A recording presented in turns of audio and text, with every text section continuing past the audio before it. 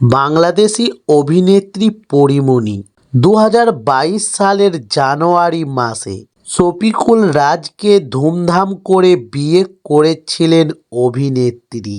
ঠিক ১ বছরের মাথায় সব শেষ করে ছেলেকে নিয়ে রাজের বাড়ি ছাড়লেন নায়িকা। তাও নয় করতে হতে চলল প্রায় ১ বছর। তবে মাঝের এই কয়েকটা মাসে নায়িকার জীবনে অনেক পরিবর্তন এসেছে। জীবনের সবচেয়ে প্রিয় মানুষটিকে হারিয়েছেন। নানুভাইকে হারিয়ে রীতিমতো ভেঙে পড়েছিলেন নায়িকা।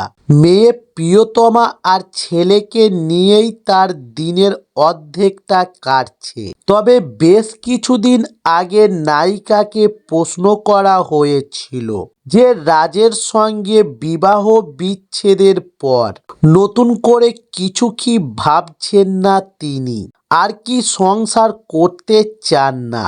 এরপরই সেটা না বলে দিয়েছিলেন নায়িকা। কিন্তু প্রেম কি আর বলে কয়ে আসে? যখন আসার এমনিই চলে আসে। তাই তো আবারও প্রেমে পড়েছেন পরী। শীতের শুরুতে নায়িকার জীবনে ভরা বসন্ত। বিচ্ছেদের কথা যেমন প্রকাশ্যে জানিয়েছিলেন নায়িকা, তেমনি জীবনের নতুন প্রেমের কথাও সমাজ মাধ্যমের পাতায় ঘোষণা করলেন পরীমণি। একটি ছোট্ট ভিডিও পোস্ট করেছেন তিনি, যেখানে দেখা যাচ্ছে রাস্তায় দ্রুত গতিতে ছুটছে গাড়ি, জানালার কাঁচ খোলা, আর কাঁচের উপর হাতের পর হাত রাখা, সঙ্গে চলছে মিষ্টি গান।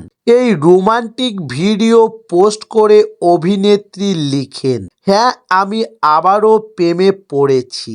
তবে নায়িকার জীবনের নতুন মানুষটি কে, সে কথা এখনো প্রকাশ্যে আনেননি তিনি। তবে পরীর জীবনের নতুন মানুষটি কি ছবির জগতেরই মানুষ, সেটা সবটাই ক্রমশ প্রকাশ্য।